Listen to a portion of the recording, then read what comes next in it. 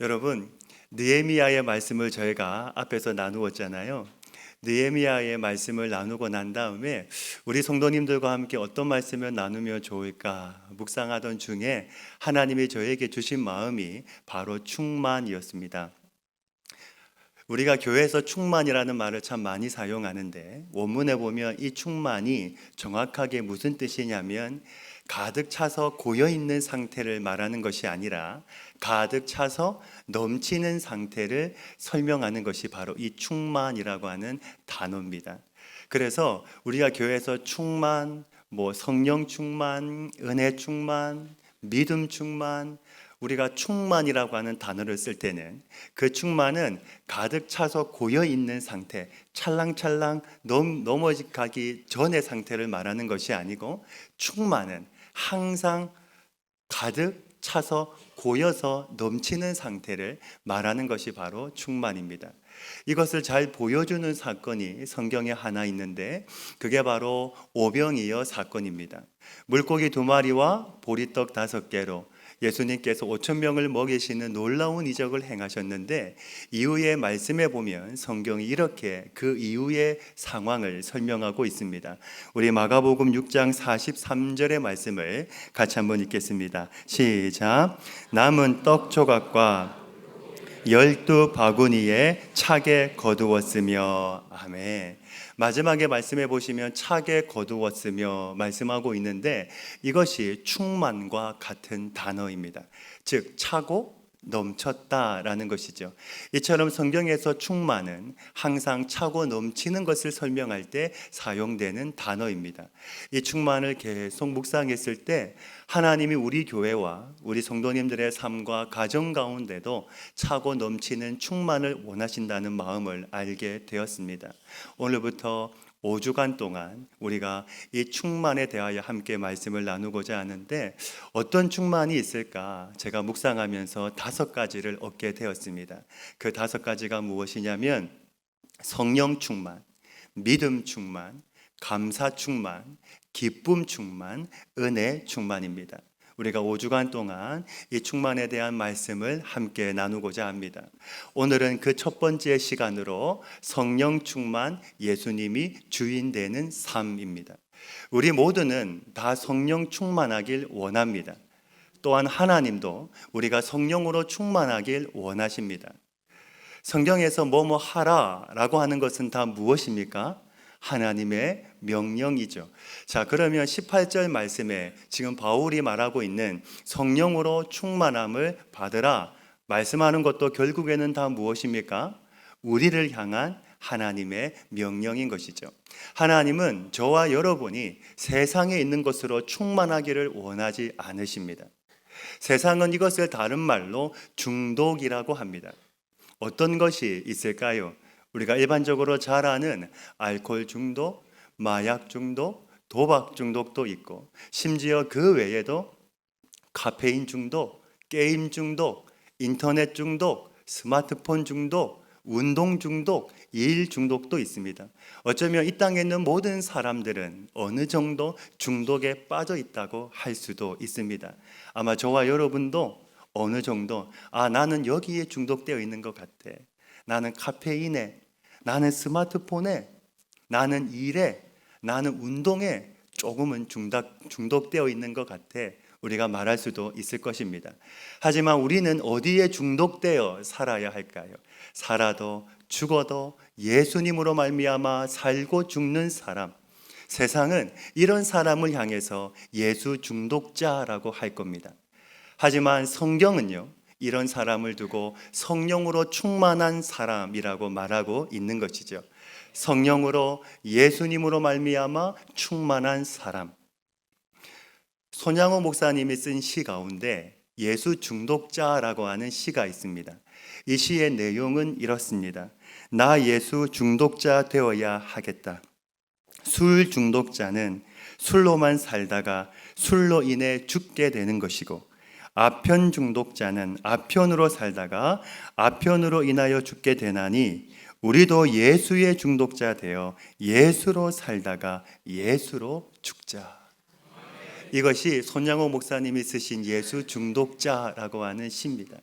소망하기는 우리 모든 성도님들이 한 분도 빠짐없이 다 하나님 앞에서 성령으로 충만한 사람, 예수 중독자 되어서 한 번 사는 인생, 하나님 앞에서 하나님의 나라와 몸된 교회를 위하여 멋지게 쓰임받는 복된 인생, 복된 삶을 사시기를 주님의 이름으로 축복합니다. 아멘. 자, 그런데 오늘 말씀해 보시면 우리가 이해하기 좀 어려운 말씀이 있습니다. 성령 충만을 설명할 때 바울은 술 취하는 것과 함께 비교해서 설명하고 있기 때문입니다. 어떻게 이 하나님의 영광스러운 성령 충만을 술 취함과 함께 비교해서 설명할 수 있을까요? 한 가지 우리가 알 수 있는 것은 둘 다 장악하는 힘이 있기 때문입니다. 술도 장악하는 힘이 있고 성령도 장악하는 힘이 있습니다. 술에 취하는 순간 우리는 술에 장악되어서 술의 지배를 받으며 살아갑니다. 결국에는 이 술로 인하여 우리의 정신과 우리의 몸이 망가지게 되는 것이죠. 하지만 성령에 취하는 순간 우리는 성령에 장악되어서 성령의 지배를 받으며 성령이 주시는 은혜를 누리며 살아가게 되는 겁니다. 그런데 여기서 바울이 말하고 있는 이 술은 단지 술만을 의미하는 것은 아닌 것 같습니다. 술을 포함하여 이 세상에 있는 모든 것을 다 말하는 것이죠. 왜냐하면 우리는 이 술을 포함하여 이 세상에 있는 것에 얼마든지 취해서 살아갈 수 있기 때문입니다. 어떤 사람은 술에, 어떤 사람은 돈에, 어떤 사람은 세상의 쾌락과 재미와 즐거움에, 어떤 사람은 일에, 어떤 사람은 성공에, 어떤 사람은 감정에 취해서 살아갈 수 있기 때문입니다. 이처럼 지금 바울이 말하고 있는 것은 술과 세상에 장악되어 살아가는 인생, 아니면 성령에 장악되어 살아가는 인생을 말하고 있는 것이죠. 오늘 저와 여러분은 어디에 장악되어 살아가고 계십니까? 술과 세상에 장악되어 살아가고 계십니까? 아니면 성령에 장악되어 성령의 지배를 받으며 살아가고 계십니까?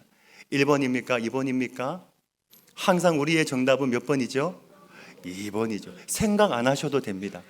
그냥 고민하지 마시고 목사님이 1번, 2번 묻으면 무조건 2번, 옆에서 누가 졸고 있더라도 툭 치면서 2번 말해, 이렇게 하시면 됩니다.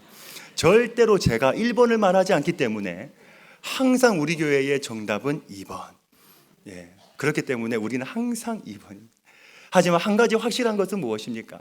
우리가 성령에 장악되어서 성령의 지배를 받으며 살아야 하는 하나님의 자녀, 하나님의 백성이어야 하는 줄로 믿습니다.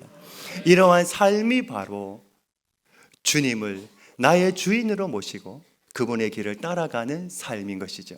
내 안에 성령을 가득 채운 삶. 오늘 여러분의 인생의 주인은 누구십니까? 우리는 다 예수님을 믿고 신앙생활을 하고 있기 때문에 우리는 입으로 예수님을 나의 주인이라고 고백을 합니다. 하지만 정말 그 예수님이 내 모든 삶의 주인이 되어 있는가? 나의 죄된 본성과 자아를 날마다 십자가에 못 박고 날마다 예수님을 따라가고 날마다 예수님이 원하시는 삶의 방향으로 내가 살아가고 있는가? 성령으로 충만하다는 것은요, 그분께 내 자신을 맡기는 겁니다. 주님께 나를 온전히 맡기고 주님을 나의 주인으로 모시고 따라가는 것, 이것이 바로 성령의 충만함입니다. 한 번 더 말씀을 드립니다. 성령으로 충만하다는 것은 그분께 내 자신을 맡기는 겁니다. 주님께 나를 온전히 맡기고 주님을 나의 주인으로 모시고 살아가는 것, 이것이 바로 성령 충만이라는 것이죠. 자, 그렇다면 오늘 여러분 하나님께 나를 얼마나 맡기고 계십니까? 우리가 인생을 살아가면서 내 힘으로 안간힘을 쓰지만 그때마다 어떻습니까? 인생이 살아가는 것 자체가 버거울 때가 얼마나 많습니까? 인생의 한계를 느낄 때가 얼마나 많습니까? 내 입에서 한숨이 나올 때가 얼마나 많습니까? 숨이 내 턱까지 차오를 때가 얼마나 많습니까? 기쁨보다는 절망이, 아픔이, 슬픔이 내 삶을 휘어잡을 때가 얼마나 많습니까? 지혜로운 사람은 내 인생의 핸들을 내가 쥐고 가는 것이 아니라 내 인생의 핸들을 기꺼이 하나님께 내어드릴 수 있는 그 사람이 바로 지혜로운 사람인 줄로 믿습니다. 저는 우리 모든 성도님들 한 분도 빠짐없이 다 하나님 앞에서 지혜로우신 분들이 다 되시기를 주님의 이름으로 축복합니다. 내 인생의 핸들 내가 지고 가는 것이 아니라 내 인생의 그 핸들을 주님께 내어 맡기고 우리는 주님이 인도하시는 것대로 따라갈 수 있는 그 삶, 그 복된 삶을 살아가시기를 주님의 이름으로 축복합니다. 우리 주님이 이렇게 말씀하셨습니다. 마태복음 11장 28절부터 30절의 말씀입니다. 수고하고 무거운 짐진 자들아 다 내게로 오라. 내가 너희를 쉬게 하리라. 나는 마음이 온유하고 겸손하니 나의 멍에를 메고 내게 배우라. 그러면 너희 마음이 쉼을 얻으리니 이는 내 멍에는 쉽고 내 짐은 가벼움이라 하시니라. 아멘. 오늘 여러분의 짐을 하나님께 맡기십시오. 내 힘으로 안 되는 것, 내가 끝까지 붙잡고 있는 것이 아니라, 내가 안간힘을 쓰고 있는 것이 아니라 그 짐을 하나님께 내어놓으십시오. 그게 무엇이든 간에 하나님께 내어놓으면 하나님이 반드시 책임져 주시는 줄로 믿습니다.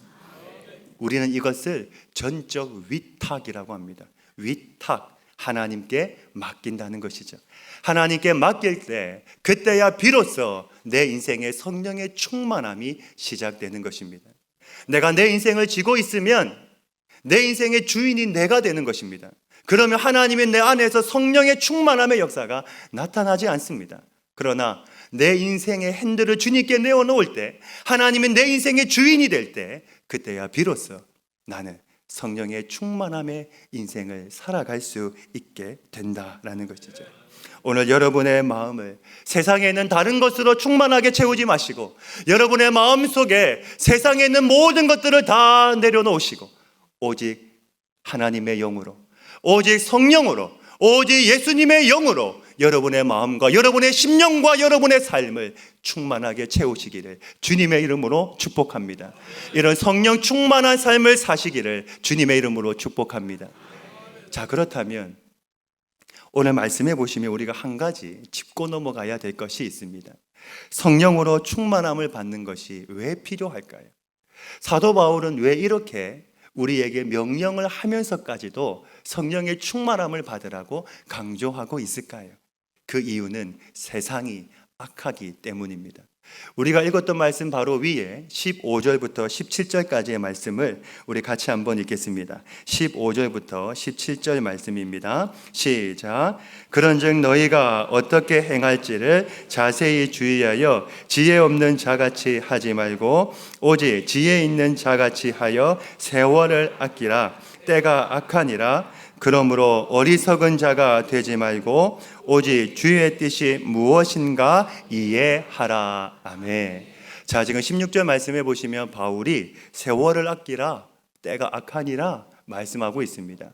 여기서 세월은 넓은 의미가 있고 좀 좁은 의미가 있는 것 같은데, 좁은 의미는 우리의 시간을 말하는 것이죠. 우리의 시간은 영원하지 않습니다. 반드시 끝이 있습니다. 그러나 중요한 것은 무엇입니까? 우리가 그 시간의 끝을 알 수 없다는 것이죠.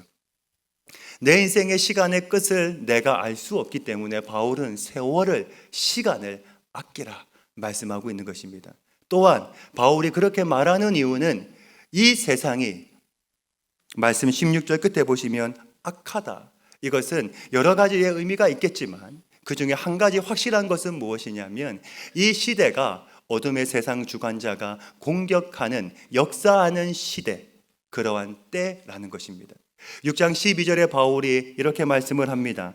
우리의 씨름은 혈과 육을 상대하는 것이 아니요 통치자들과 권세들과 이 어둠의 세상 주관자들과 하늘에 있는 악의 영들을 상대함이라. 아멘. 즉 이 말씀은 이 시대가 하나님의 말씀대로 살기가 너무나 어려운 시대라는 겁니다. 우리가 정신을 바짝 차리지 않으면 언제든지 우리도 유혹에 넘어가서 어둠의 일에 시간을 낭비하고 인생을 낭비하면서 열매 없는 삶을 살아갈 수 있기 때문입니다.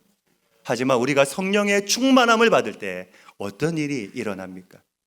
인생의 승리뿐만이 아니라 죽었던 내 영혼이 다시 살아나고 죽었던 내 영혼이 다시 소생케 되어지는 것입니다. 때로는 아픔과 눈물, 고난과 역경, 삶의 많은 문제를 내가 짊어지고 안고 살아가고 있지만 성령이 나를 지배하게 될 때, 성령이 내 안에서 충만하게 임하게 될 때 어두웠던 내 눈이 열리고 새로운 인생을 우리가 살아가게 되는 것이죠. 그 순간에 우리는 죽었던 내 삶을 향하여 살았다 고백하게 될 뿐만 아니라 세상을 향하여 외치게 될 뿐만 아니라 그 순간부터 세상이 다르게 보이기 시작하는 것입니다. 이전에는 내가 세상에 너무나 두려웠는데, 세상이 나에게 너무나 무서웠는데 이제는 그 세상이 두렵지 않게 보이는 것이죠. 오히려 그 세상을 향하여 예수님의 제자들처럼 담대하게 외칠 수 있게 되는 것입니다. 왜 그렇습니까? 우리를 지켜주시는 만왕의 왕이신 하나님이, 전능하신 하나님이 우리와 함께 하시기 때문입니다. 그 하나님으로 인하여 우리는 매일매일 새로운 인생을 살아가게 되는 것이죠. 우리는 여러분, 어제의 성령으로 사는 사람들이 아닙니다. 우리는 매일매일의 새로운 성령으로, 매일매일 성령의 충만함으로 살아가는 사람들입니다. 이게 무슨 말이냐면 이런 겁니다. 하나님의 영 성령이 내 안에 임하시는 것은 단회적 사건입니다. 내가 예수님을 믿는 순간 하나님의 영이, 성령이 내 안에 임하시게 되는데 우리는 이것을 성령의 내주하심이라고 합니다. 이것은 내가 예수님을 믿는 그 순간에 하나님의 영, 성령이 내 안에 임하시는 거기 때문에 이것은 평생에 단 한 번 있는 일회적 사건, 단회적 사건입니다. 그런데 내 안에 계신 그 성령님이 내 안에서 지속적으로 역사하시는 것은 또 다른 문제입니다. 내 안에 임하신 그 성령님이 내 안에서 지속적으로 일하시고 지속적으로 역사하시는 것, 이것이 바로 성령 충만함입니다. 내가 30년 전에 받은 성령 충만으로, 내가 20년 전에 받은 성령 충만으로, 내가 10년 전에 받은 성령 충만으로 내가 오늘을 살아가는 것이 아닙니다. 이 시간 반드시 기억하십시오. 우리는 매일매일의 성령의 충만함으로 살아야 하는 줄로 믿습니다. 매일매일 우리는 성령의 충만함을 받아야 하는 줄로 믿습니다. 성령의 충만함이 매일매일 내 삶 속에 임하여야 하는 줄로 믿습니다. 하나님의 말씀도 마찬가지죠. 내가 일주일에 한 번 말씀을 듣는 것으로 살아가는 것이 아니라, 물론 그것도 너무나 귀한 것이지만 우리는 매일매일 하나님의 말씀을 들으며 살아야 하는 것입니다. 날마다 말씀을 가까이 하시기를 간절히 바랍니다. 날마다 성경을 읽으시기를 간절히 바랍니다. 성경의 사람으로 살아가시기를 주님의 이름으로 축복합니다. 이스라엘 백성들이 광야에서 매일마다 만나를 먹었던 것처럼 우리도 매일마다 영의 양식인 하나님의 말씀을 먹으며 살아가실 수 있기를 주님의 이름으로 축복합니다. 그럴 때 우리에게 무엇이 가능해지는 것입니까? 하나님과의 연합, 동행이 가능해질 뿐만 아니라 성령의 충만함도 가능해지는 것이죠. 제가 매일 새벽마다 하나님께 기도하는 것 중에 하나의 제목이 무엇이냐면 성령 충만함입니다. 하나님, 제가 성령으로 충만하게 해 주시옵소서. 하나님, 우리 교회가, 우리 성도님들이 성령으로 충만하게 해 주시옵소서. 왜냐하면 성령 충만해야 우리가 이 세상을 넉넉히 이기며 살아갈 수 있기 때문입니다. 내 능력으로 사는 것이 아닙니다. 내 힘으로 사는 것이 아닙니다. 우리가 지금까지 살아오면서 얼마나 많은 실패를 경험했습니까? 얼마나 많은 좌절을 경험했습니까? 얼마나 많은 아픔과 상처와 눈물의 골짜기를 우리가 지나왔습니까? 내 힘으로 살면 하나도 이루어지는 것이 없습니다. 우리는 하나님의 능력으로, 성령의 능력으로, 성령의 충만함으로 우리는 살아야 하는 줄로 믿습니다. 미국의 유명한 신학자 중에 지금은 소천하셨지만 R.A. 토레이라고 하는 목사님이 매일 아침 성령 충만을 위해서 하나님께 기도했던 그 기도문을 책을 통해서 제가 보았습니다. 그 내용은 이렇습니다. 나는 아침에 일어나면 성령 충만을 위해서 하나님께 간구합니다. 하나님, 성령 충만하게 도와주십시오. 성령 충만하지 않으면 오늘 하루 나는 너무나 쉽게 흔들릴 수 있는 사람이기 때문입니다. 하나님, 제가 성령 충만하다고 느끼지 못할 때 함부로 말하지 않도록 도와주십시오. 성령 충만하지 않을 때 말하면 실언이 되기 쉽고 사람들에게 상처를 주기 쉽기 때문입니다. 하나님, 제가 성령 충만하지 않을 때 제 인생의 중요한 결정을 하지 않도록 도와주십시오. 성령 충만하지 않으면 저의 결정은 잘못될 가능성이 항상 있기 때문입니다. 여러분 어떻습니까? 저는 이 글을 읽고 묵상하는데 참 공감이 많이 되었습니다. 성령 충만하지 않으면 내 말이, 내 행동이 때로는 하나님에게 걸림돌이 될 수 있겠구나. 주 안에서 사랑하는 여러분, 성령 충만을 사모하십시오. 한 번 더 말씀을 드립니다. 성령 충만을 사모하십시오. 우리 하나님은 사모하는 자에게 가장 좋은 것을 주시는 분이기 때문에 우리가 성령의 충만함을 사모할 때 하나님은 우리에게 성령의 충만함을 주실 뿐만 아니라 우리와 함께 하셔서 우리가 이 세상을 넉넉히 이기며 살아갈 수 있는 성도의 그 승리의 삶도 하나님은 우리에게 허락하여 주시는 줄 믿습니다. 그럴 때 우리는 이 땅에서 작은 예수로 하나님을 닮은 사람으로서의 삶을 살아가게 되는 줄로 믿습니다. 자, 그렇다면 성령의 충만함을 받았을 때 내 삶엔 어떤 결과가 일어날까요? 여기서 우리가 두 가지를 함께 살펴보고자 합니다. 첫 번째는 내적인 변화입니다. 성령의 충만함을 받으면 내 안에는 성령의 열매가 맺혀지고 나타나게 되어 있습니다. 사도 바울이요, 갈라디아서 5장에서 이렇게 우리에게 말씀해 주고 있습니다. 우리가 너무나 잘 아는 말씀인데 5장 22, 23절의 말씀을 같이 한번 읽겠습니다. 시작. 오직 성령의 열매는 사랑과 희락과 화평과 오래 참음과 자비와 양성과 중성과 온유와 절제니 이 같은 것을 금지할 법이 없느니라. 아멘. 이것은 성령의 9가지 열매인데 이 모든 열매들은 우리의 내면에 나타나는 성품의 변화, 인격의 변화, 자세의 변화, 태도의 변화를 말하고 있는 겁니다. 내 안에 성령이 계시고 내가 성령으로 충만하게 되면 우리의 인격과 삶의 변화가 나타나게 되어 있습니다. 마치 좋은 나무가 좋은 열매를 맺는 것처럼 내가 성령으로 충만하게 되면 이러한 성령의 열매들이 내 삶 속에 반드시 맺혀지고 반드시 나타나게 되어 있다는 겁니다. 내가 성령으로 충만한가 무엇으로 알 수 있습니까? 내가 성령으로 충만한가 무엇으로 확인할 수 있습니까? 내 삶에 이런 성령의 열매들이 맺혀지고 있는지 나타나고 있는지 그것을 확인하면 살펴보면 알 수 있다라는 것이죠. 오늘 저와 여러분의 삶 속에 이런 성령의 열매들이 맺혀지고 있으십니까? 성령의 열매들이 나타나고 있으십니까? 여기서 우리 한 가지 기억해야 될 것이 있습니다. 지금 성령의 열매가 몇 가지입니까? 9가지입니다. 우리는 성령의 열매가 9가지이기 때문에 9개의 성령의 열매가 맺혀진다고 생각할 수도 있습니다. 그런데 그렇지가 않습니다. 원문에 보시면 이 성령의 열매는 복수가 아니라 단수로 되어 있습니다. 즉 성령의 열매는 하나의 열매라는 것이죠. 이 하나의 성령의 열매가 내 삶을 통하여서 나타날 때는 때로는 사랑으로, 때로는 자비로, 때로는 온유로, 때로는 절제로, 때로는 충성으로 나타나게 되어 있다라는 것입니다. 즉 성령의 열매는 다양하게 나타나지만 그 근본, 그 근원은 하나라는 것이죠. 가끔 이렇게 말씀하시는 분들이 계세요. 목사님, 나는 사랑은 있는데 오래 참음이 안 됩니다. 나는 충성은 할 수 있는데 절제는 안 됩니다.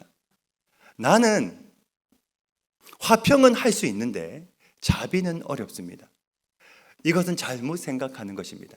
그게 아니고 성령의 열매가 내 삶을 통해서 나타날 때는 내 모든 삶에 총체적으로 하나님의 이 성령의 열매가 내 삶 속에 맺혀지게 되어 있다는 것입니다. 하나님의 영 성령이 내 안에 충만하게 임하고 있기 때문에 자연스럽게 나도 모르는 사이에 이 하나님의 성령의 열매들이 내 삶을 통하여 맺혀지고 나타나게 되어 있다는 것이죠. 그 성령의 열매가 내 삶의 환경, 내 삶의 모습 속에서 때로는 사랑으로 나타나고 때로는 자비로 나타나고 때로는 온유로 나타나고 때로는 충성으로 나타나고 때로는 절제로 절제로 나타나게 되어 있다는 것입니다. 그리고 공통적인 것은 무엇이냐면 이 성령의 열매를 통하여서 누가 영광을 받으십니까? 하나님이 영광을 받으신다는 것입니다. 할렐루야. 여러분, 저와 여러분의 삶 속에 성령의 열매가 맺혀질 때, 그 성령의 열매가 내 삶을 통하여 나타날 때, 그 성령의 열매가 사랑으로, 자비로, 온유로, 충성으로, 절제로 내 삶을 통하여 나타날 때, 그 성령의 열매를 통하여 하나님이 영광 받으시는 줄로 믿습니다. 여러분, 그러한 삶이 바로 성령의 충만한 삶이고, 그러한 삶을 하나님은 원하시고 기뻐하신다는 것이죠.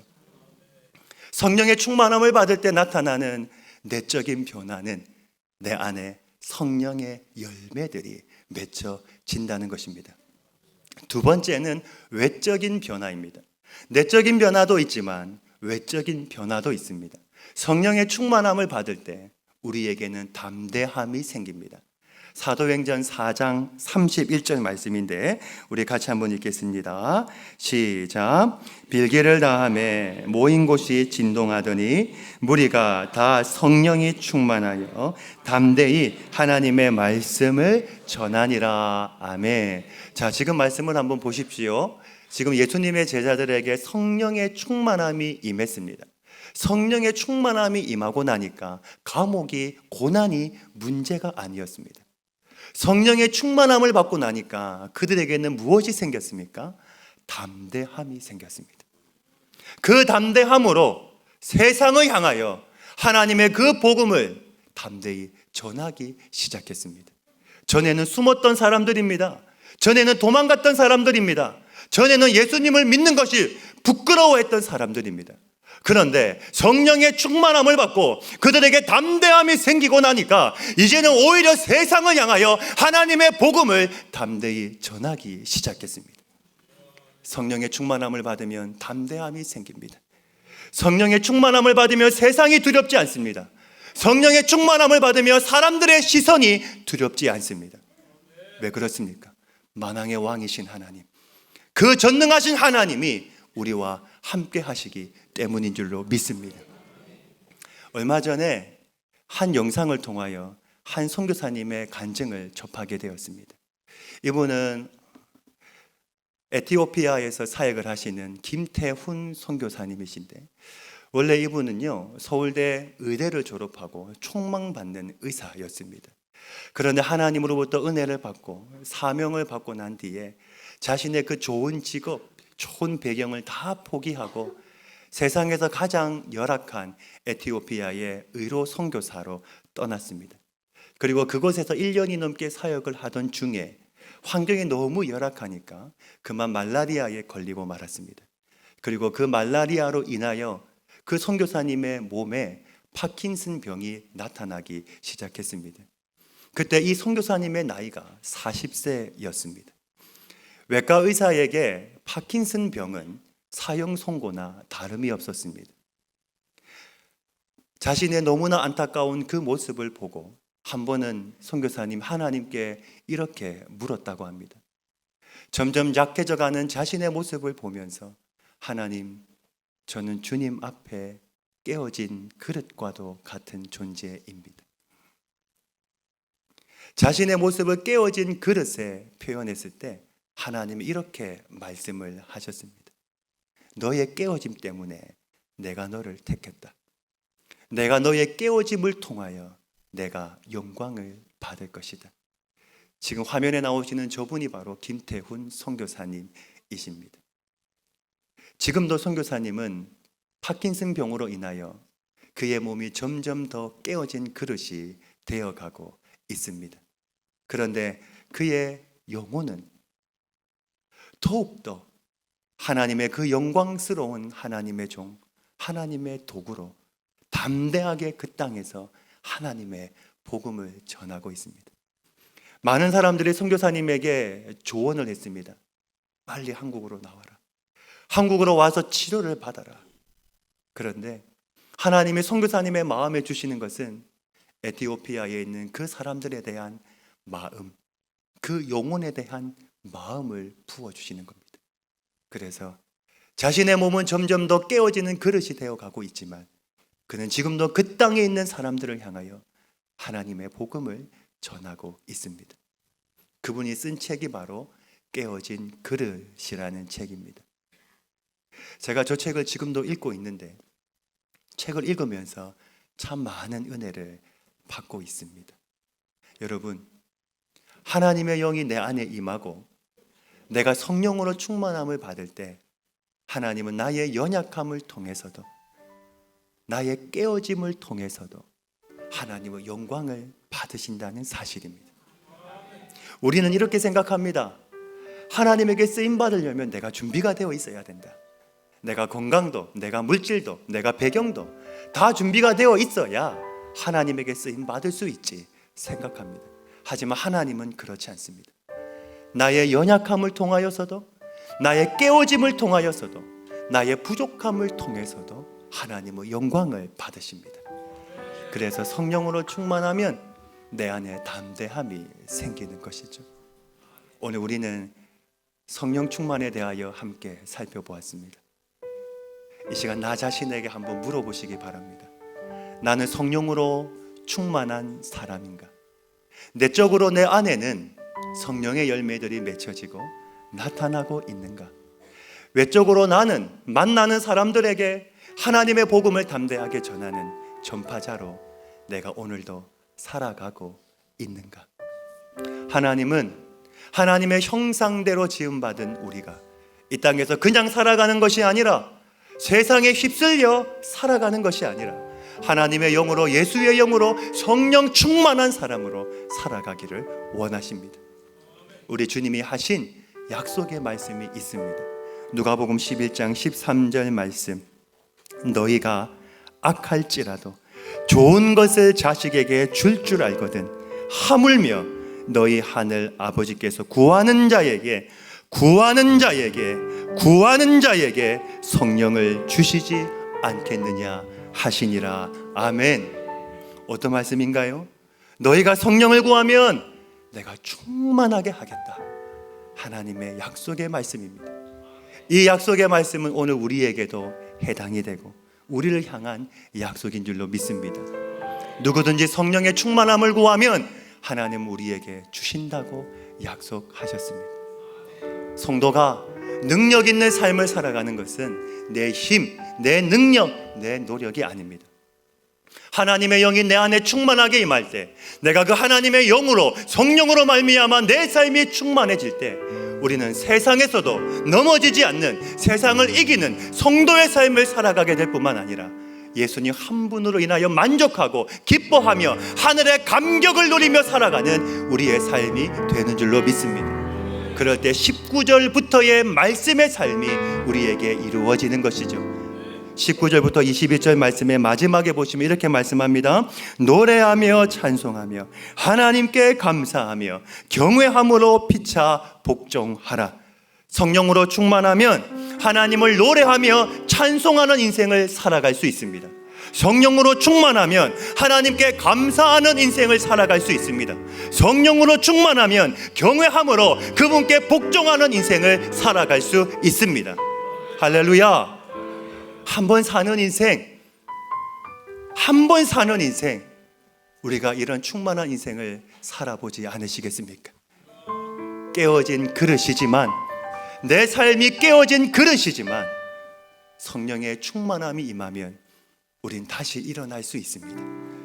내가 진심으로 구할 때 하나님 우리에게 성령의 충만함을 선물로 주시는 줄로 믿습니다. 이 삶이 바로 풍성한 삶이죠. 여러분, 충만의 뜻이 무엇입니까? 가득 차서 넘치는 상태.